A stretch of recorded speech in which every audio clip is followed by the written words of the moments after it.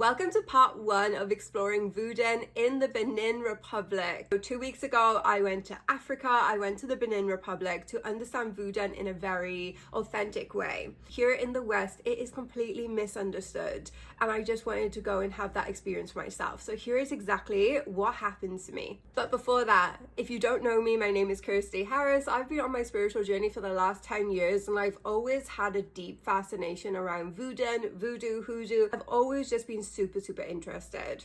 In the West, we often have a very distorted view of these religions or these practices. They're shown through movies that it's something that is dark, that it's evil. But for me, I really wanted to understand this tradition more deeply. So I thought, what better place to learn than the actual birthplace of Vodun, which is the birthplace of voodoo, hoodoo. This is the origin country. And honestly, my first day there, wow.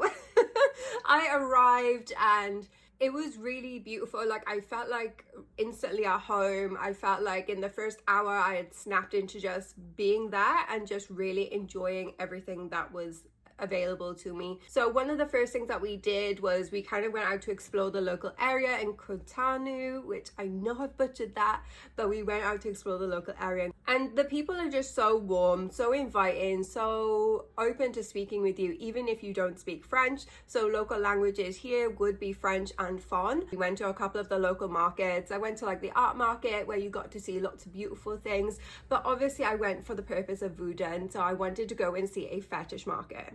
Now, fetish doesn't mean what you think it means. Get your mind out of the gutter.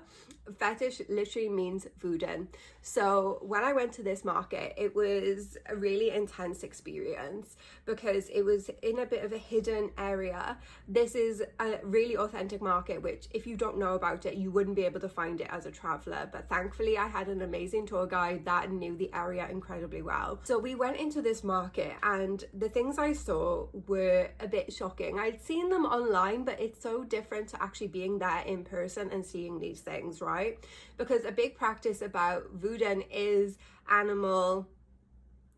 So things that you can find in this market would be like your herbs, but there would also be bones and skulls, but something that is just maybe a little bit more distressing. And if you are easily distressed, then look away now, because this is the type of stuff that I saw. This would be your dried animal heads.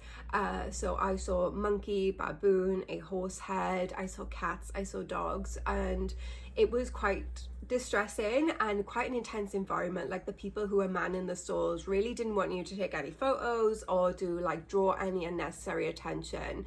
Eventually we had a conversation with them and they allowed me to take photos. Obviously I gifted them some money, but yeah, the things that you saw as well would be like snakes and rats and other animals just drying out in the sun. This is something that is really useful in the Vodun practices, okay? And you have to approach this with an open mind. Like, this is something that is an ancient tradition, okay? So animal has been something that has been pivotal and essential to worshiping the deities or the spirits in this religion for as long as it's been in existence. One of the vendors approached me and was like, hey, do you want to take a chameleon home? And I was like, what do you mean? And he was like, I can create a little box for you to put in your suitcase. You can take a chameleon home. And okay, so that's smuggling animals. I'm not about that. But he decided to put the chameleon on me, and I had this really feisty little girl, and she climbed up into my hair and she was super happy there. And when he tried to take her off,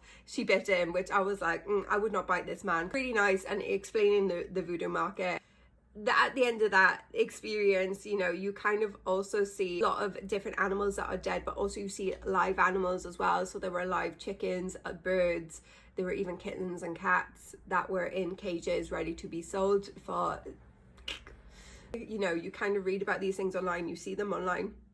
But to be there in person, it was a very deep and heavy energy. You could tell it was like ancient, heavy, and it's like there was an element of darkness there, but I think it wasn't because it was evil. I just think there was just so much energy that, you know, built over generation and generation and hundreds of years, that it just felt incredibly potent, especially in the fetish market. At the end of that day, it was very clear to me that Vodun wasn't something you just spoke about. It is woven into daily life. And something that is really interesting to me is that you can be a Christian or Muslim in the country and also still practice Vodun. It all lives in perfect harmony with each other. And you can go to church like in the morning and then be doing Vodun in the evening, and it's totally accepted. Obviously, that's a generalized statement, but that was something that was quite shocking to me, because especially how we demonize Vodun here in the West, it didn't make sense. Here in Benin, it is really, really accepted. Vodun here is woven into everyday life.